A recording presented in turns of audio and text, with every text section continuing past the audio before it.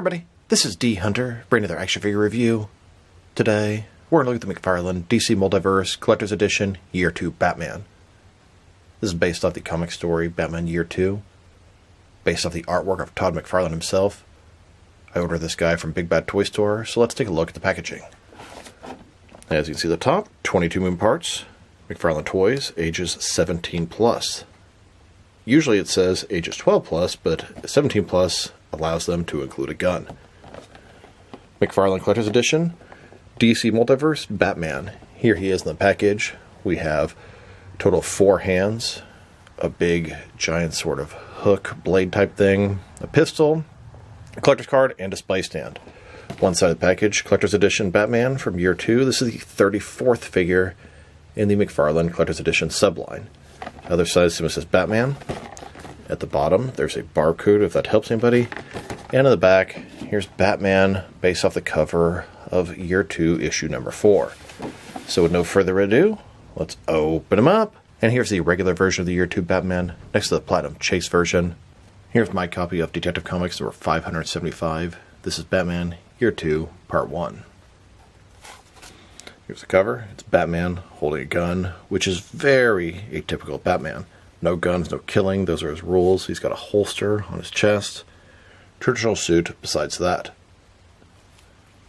Then, Detective Comics 576, Year 2, Number 2. You can see the Reaper holding that sort of hook blade thing. He's been chopping Batman to shreds, part of his costume on the front. Batman holding the gun, pointing it at the Reaper. And then, of course, number 577, Year 2, Part 3, Batman draped over the sort of tomb of his parents, Martha and Thomas Wayne. Still has that gun.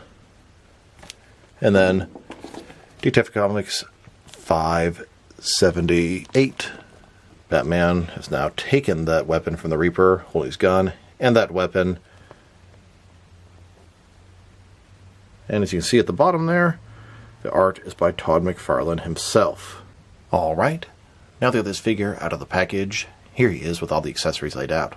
We have a display stand, a collector's card, 4 different interchangeable hands, a pistol, and then that sort of hook-bladed weapon.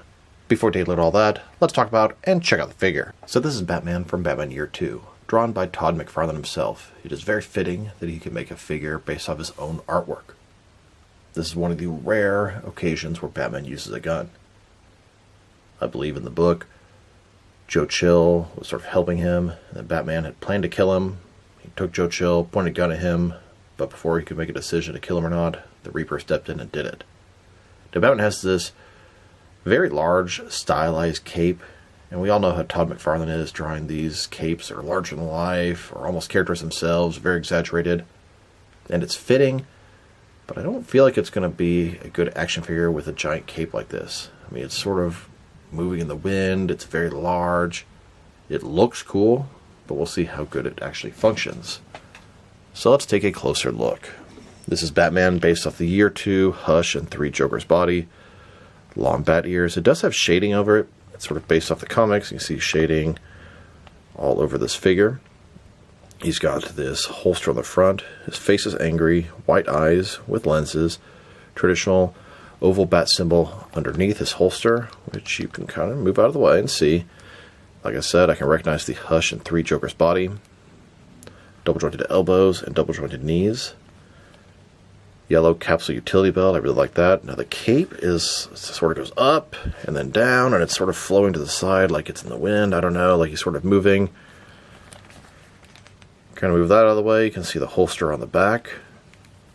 I think this guy would probably be better off if he had a couple of different cape alternatives. One like this, maybe one cloth one as well, and you can swap them out.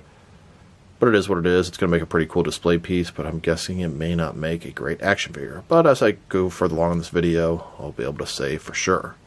And a closer look at his face and head sculpt. Super long ears, super angry face, very fitting for the Year 2 story. It is a good head sculpt. I don't think I'm a huge fan of the sort of shading, but it does kind of capture the comic essence to it. And then here's the figure, broken down as far as he can go, with all of his removable parts detached. Now let's check out his accessories. Starting off with the boring stuff. Here's his display stand. Typical McFarlane display stand we've seen countless times before. Only difference is this one has a silver DC at the bottom because it's part of the collector's edition. And then we have his collector's card. As you can see, it's Batman from year 2. I believe this is the cover of the 4th issue. He has Reaper's weapon, McFarlane collector's edition, and you can see his cape is done in a very similar style as the figure. On the back side, there is a description. If you want to read that, pause now. Now let's look at his hands. He has a total of 4 of them, 2 left hands and 2 right hands, and they suffer from the same mistakes from the original year 2 Batman from about 4 years ago. Notice this one has that sort of glove look to it, all those lines are sculpted. And then the other set of hands are totally smooth. Very inconsistent, and this is something they did from the original year 2 Batman, and they've repeated this with different various 3 Jokers and Hush Batman figures over the years. Here he is with his first set of hands. His right hand is a gripping hand, his left hand is a fist, and here's his second pair of hands. These are a pair of open hands. They look like they could be some grabbing, throwing, or even choking hands. Now let's look at his weapons. He has this pistol. It's all done in one color, kind of gray color. I feel like maybe it should have been more like a silver or black. The sculpt is good, but the paint job makes it feel sort of unfinished. And then we have this bladed weapon. This is actually the Reaper's weapon. Batman took it at one point. It's got spikes around his wrist. It's going to have Batman actually hold it, but it wasn't a weapon he would hold. I believe it was something that would replace his sort of hands as this big hook. That's probably how they should have handled it. I'll have to look at the cover again and see how Batman was holding it, but I don't think it was like that. And I do think I was right. Looking at the comic here, it doesn't look like Batman's holding it. It looks like it sort of replaced his hand. Sort of fits over it, almost like a glove or something. That's how they should have done that, just give it a sort of little hand peg and had his hand come out, and you could put this there instead. Here's Batman holding and pointing that pistol. And then here he is, holstering that pistol. And then here's Batman holding the Reaper's weapon. Only problem is, he's holding it like a sword. It should just replace his entire hand. Now he only has one gripping hand, so he can't have the gun and the blade out at the same time, and that is definitely a disappointment. And I guess that's not entirely true. You can sort of fudge it into those open hands.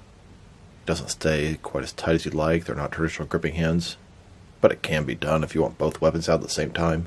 Now to check out the differences, reuse, and similarities between this Collector's Edition Year 2 Batman and the original one from, 4 or 5 years ago. They do utilize the same base body, but have some significant differences as well. So, starting with their heads, the head sculpt is completely different. They both have the long ears, but this guy has an angry face. And obviously the cape is totally different. This is a cloth soft goods cape, and this one is plastic or rubber, and it goes up and down, sort of flowing in the wind. The torso looks to be the same. Of course, they added this holster on top. The stomach is the same. The diaper's the same. The arms, the fins, the hands are the same. And everything from the waist down, the legs are the same, except this guy has the accurate pointed boots, and this guy has the inaccurate flat top boots. And to check out the differences between the regular version and the Platinum Chase version. It is 100% the same sculpt, same figure, so let's take a closer look. So this one here has the black and blue shading, and this one kind of does too. You can see his forehead, he's got that weird sort of blue dot. But you can see even the ears, it's all blue, but a little bit black in the middle. Got the shading on the boots, the gauntlets. This guy's done in sort of lighter blue and then gray colors. This guy is more black and different color blue. This guy, I believe, is based specifically off the cover of Year 1, number 4. And this guy is based off the inside artwork. Here's a look at all the McFarlane DC Multiverse Batman figures that utilize the Year 2, 3 Jokers, and Hush base body. I count a total of 22 of them. And there's one more on the way that I can think of, and that's the black and white accent Year 2 Batman, which is a Big Bad Toy Store exclusive. Now that we've taken a pretty good look at both the figure and his accessories, let's check out his height. From bottom to the top of his head, standing about 7.3 inches tall, which can translate to around 18.5 centimeters. And if you go at the top of the ears, about 7.7 inches tall. And for his articulation, starting with his head, and McFarlane has done something new with the Hush body Batman figures lately. They made the head and neck separate pieces, which I really appreciate. That was something that bothered me and pissed me off about the original Year 2, 3 Jokers and Hush Batman. Head and neck was one piece, couldn't do head swaps, but now they've corrected that. Head can rotate side to side. You can look up, an impressive amount, down quite a bit as well. Can tilt his head from one side to the other. He does have articulation at the top of the neck where you get most of it, but the bottom can move a little bit as well. Shoulders and a ball joint goes up more than 90 degrees. Up, down, around. He's got this butterfly ring between his shoulder and chest. Increase the range of motion and covering the gap that would be there. Bicep cut below that. Double jointed elbows. That gray pin is pretty ugly right there, but at least they sort of painted the middle part half black and half gray to match the gloves. Fin is a little bit bent back there, but I can correct that with some hot water pretty easily. Wrists can rotate, and they're hinged as well. He's got a ball joint in his torso. Rotate around, forward and back the tiniest bit. In his waist, another ball joint.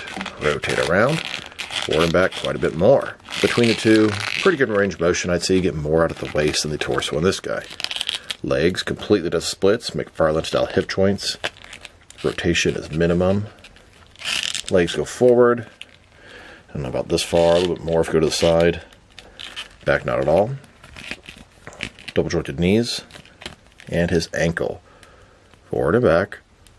Rotate. Tilt, rock, and toe articulation.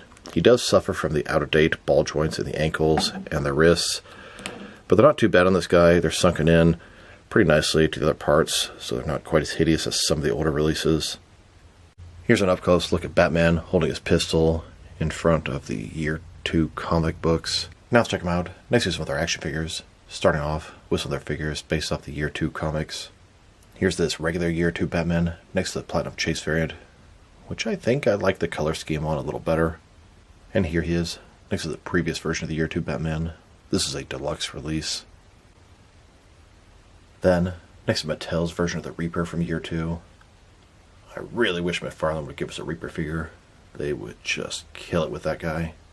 So here's the McFarlane Collector's Edition Wave 1. Every single Collector's Edition figure has a Platinum Chase variant. Here are both the regular and Platinum Chase variants of the first appearance Superman, the Abyss, and Alan Scott Green Lantern. And here's the second wave of Collector's Edition figures, both regular and Platinum versions of Firestorm, Hawkman, and Sinestro. Then, the third wave of Collector's Edition figures, we have the Death and Return of Superman, Captain Carrot, Batman as Green Lantern, and Wonder Woman. Here's the fourth wave. This wave consisted of Penguin, Starfire, and Captain Boomerang. And here's the fifth wave of McFarlane Collector's Edition figures, both the regular and Platinum Chase variants of Sergeant Rock, Connor Kent Superboy, and Manga Batman. Here's the sixth wave of Collector's Edition figures, both versions of the Red Hood, Clock King and Dr. Time, Ragman, and Agent Liberty. And finally, here's the seventh wave of McFarlane Collector's Edition figures, both the regular and Platinum Chase variants of the Dark Knight Returns Batman, Huntress, and some Green Lantern Corps members. We have Tomar Ray, Evan Sewer, Arcus, Chumuk, and the Green Man. And then here's the eighth wave of Collector's Edition figures.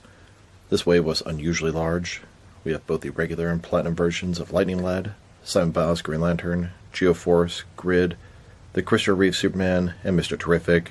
Then, with Wave 9 of the Collector's Edition, Guy Gardner Green Lantern, Captain Cold, and Power Girl. And here are the figures from the Wave 10 Collector's Edition I have so far. The Platinum version of Adam Strange, both the regular and Platinum versions of Batman, and the Platinum version of Deadshot. I'm still waiting on the regular Adam Strange and Deadshot to arrive. Deadshot should be coming tomorrow from Best Buy, and Adam Strange whenever McFarlane ships the bundle. Now let's check him out, next to some other recently released McFarlane DC Multiverse figures. Here he is, next to the Killer Croc and Grim Knight 2-pack. Here's his Batman, next to the fourth wave of digital figures, both the regular and Platinum versions of Two-Face and Dr. Fate, and the Silver Age version of Superman.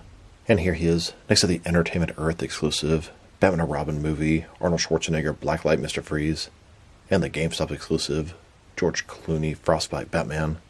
Then, with some recent exclusives, these are Walmart and McFarlane exclusives. We have the Nightmare version of Azrael in his Batman armor, the Jokerized version of the Death Metal Batman, and the Patina Dark Knights of Steel Batman.